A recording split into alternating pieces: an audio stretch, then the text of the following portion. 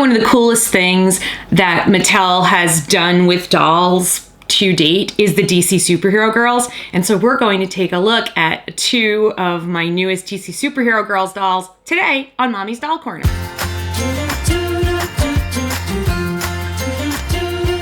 Welcome to Mommy's Doll Corner. Thank you so much for coming back. I am really excited today because I have had these on my shelf for a little while, quite a while. And I'm finally going to be opening these up. This is Katana from DC Superhero Girls. And this is Starfire, also DC Superhero Girls. And I absolutely love the DC Superhero Girls dolls and the concept behind the dolls and the action figures, and I think they are just really, really cool. I have the Katana was a San Diego Comic-Con exclusive last year, and that doll and the packaging of that doll is absolutely breathtaking. And I am going to be doing a video probably the week of San Diego Comic-Con, because I never go there, of all of my San Diego Comic-Con exclusive dolls. So that'll be kind of fun. And I love her. But I think that, you know, Katana's story, I'm not sure how that's playing out with the story of Katana at the Superhero High. I honestly do not watch the webisodes, so I have to be honest about that. I'm really just about the dolls. So if you watch the webisodes, you can kind of clue me in on how that's working out. And then Starfire is, you know, and now I noticed that Beast Boy is getting an action figure. I don't know if he's getting a doll, but I know that he got an action figure. So we're starting now to bring in some of the DC superhero guys, which is good. So let's take a look at the back of the box here for Starfire. Here we go. So here is the back of Starfire's box. The artwork makes her look a little nuts. And then it tells you about Starfire here on the back of the box, a little bit about her personality and things she likes and what she doesn't like. It says these are ages for ages 6 and up. Not sure why that, but she's kind-hearted and trusting, but can have a feisty temper. Sounds like someone I know. Being a superhero is fun. All you have to do is run fast, be strong, and fly straight. Nothing to it, right? Well, maybe it's a little more complicated than that. Fortunately, the students and teachers at Superhero High are always there to help make sense of it all. And I really like that piece of the concept of the story, that these are the superhero girls and the villains before. So they're in high school. So this is kind of in the learning to handle your powers phase. And if you are a teenager, if you plan to be a teenager, or if you have ever been a teenager, man, that's what being a teenager feels like. And high school feels a lot like trying to adapt to your superpowers or figure out what your superpowers are, all while you're supposed to be figuring out what to do with the rest of your life, how to navigate socializing and social life, potentially romance, and, oh, by the way, take all these tests and learn all of this stuff.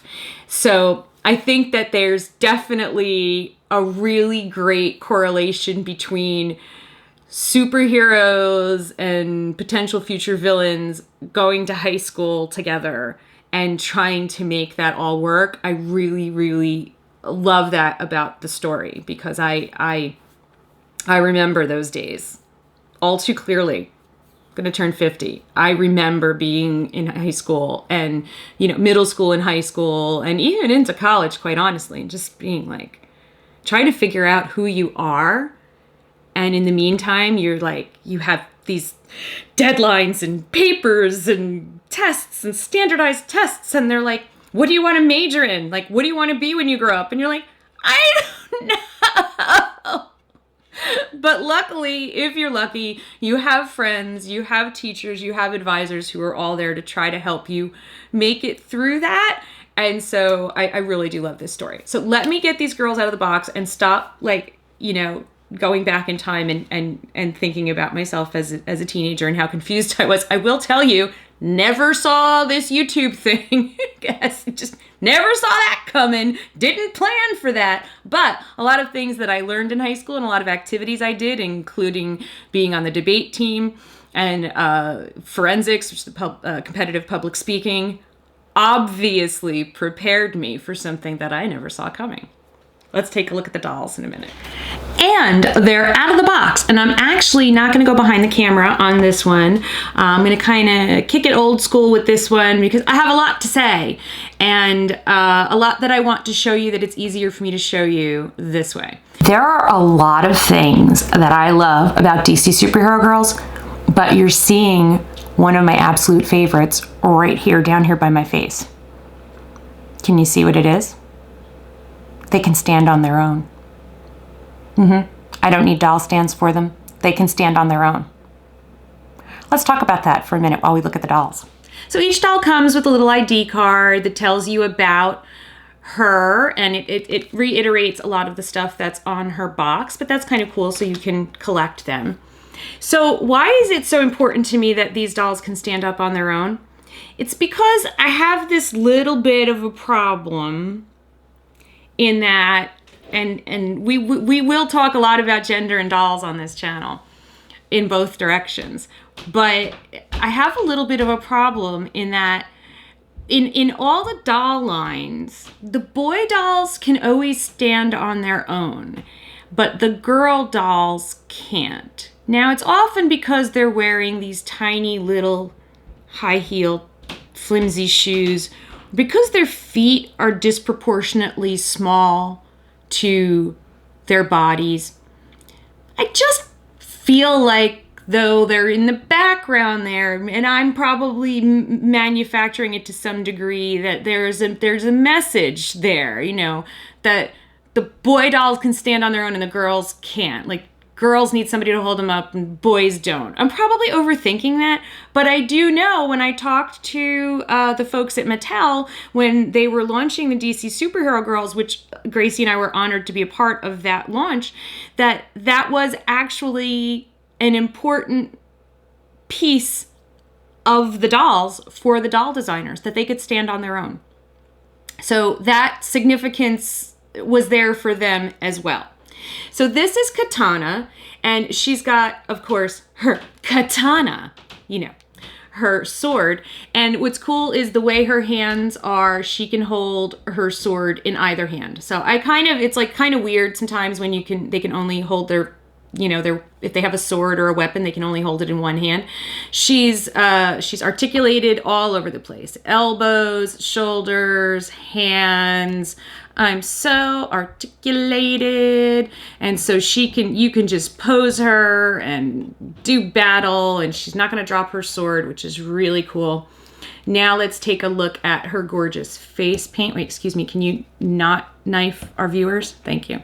So, I mean, she's obviously got a really cool look with the mask and everything. And that just, you know, it's hard to not make that cool. And then she's got these beautiful red streaks in her jet black hair. Now, her hair is super soft. Her hair is really soft. There's nothing like super fancy going on. She's not wearing earrings because earrings are a liability in battle. I also have to point out, though, that long hair is definitely a liability in battle. And that's why soldiers, you know, don't have long hair. Just saying. Every movie I watch where, you know, we were watching the Avengers last night, and I'm just, you know, I mean, but Thor has long hair too, and I'm just thinking, well, that's not smart, Thor. But because people can grab you by your hair if you have long hair. If you don't have long hair, like, it's really hard to grab me by the hair in a battle. In a close quarters fight, long hair is liability. Just saying. Her armor is really cool. Very cool. She's got all kinds of different traditional looking armor. And then her skirt is cool. But it's not a skirt. I really shouldn't call it a skirt. It's part of the design of her costume, because she has sort of a traditional, it's not a kimono. I don't know what it's called. And I don't want to be culturally insensitive, but it's kind of a tunic-y thing. And then she's got gray pants that are not A, painted on, and B, not so tight that she can't kick butt. Oops, I dropped the katana. But she can totally kick butt. And she's, you know, she can like totally kick your butt. She's got these awesome boots on. You see, these are boots. These are boots that you can run in and that you can kick butt in. And I really, really like them. And I really, really dig Katana. Starfire. Now, Starfire, I'm a little bit disappointed because there's glue seepage in her hair. So there was a big chunk and I brushed it out, but I can feel like the tackiness of her hair, and that bums me out. Always bums me out as a collector because I know that it's just going to. And then when I squeezed her head, it made the crackle noise and I was like, oh, a lot of glue in there. But she's beautiful, absolutely gorgeous. And the hair is gorgeous, I have to say. So there she is up close. You know, she's Starfire looking, and she's got, you know, the funky coloring. And then I really love her hair though. I love the blend of the yellow in with, there's a little bit of pink in here and orange. It's not just one tone, but this is definitely, we've got glue. We've got glue. And, you know, her outfit is really cool. I don't think it's as cool as Katana's, but, you know, Katana's Katana. And then she's got her, you know, her blob thing, which obviously represents her power. And this is rubber banded onto her. I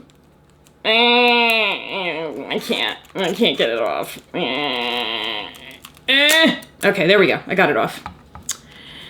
And now there's a rubber band on her gauntlet. Oh, why? Why? Okay, there we go. All right. So her blob thing, which represents her power, comes off. And I believe there's a Starfire doll out there that shoots this thing, but I could be wrong. But I feel like there is. But she's got articulated hands as well. And I think her blob thing can go on either hand. Yes, we can blob. Her blob thing, it's a technical term, can go on either hand. Really, really cool. Her skirt is only printed on the front, not on the back. But that kind of works because the way they did the design, it sort of looks like it's meant to do that, and that's cool. She can also kick butt with her awesome boots, but her boots are slightly less awesome. They are extremely plain, super plain. But I mean, you know, if you're kicking butt, you don't need like super fancy. Oh, also I forgot to mention that they are also articulated at the waist, because these are action dolls. These are not fashion dolls. These are action dolls. The cool thing, and you can see this really, really well on Starfire, is that the body molds and the design of the DC Superhero Girl dolls, the drawings and molds and everything were based on female athletes. So they studied the bodies of female athletes and based these body proportions on female athletes. So these are very realistic body proportions. These are, let me see if you can catch this in the light. Even in their legs, they have quadricep muscles. So there is actually, over here, there's a line.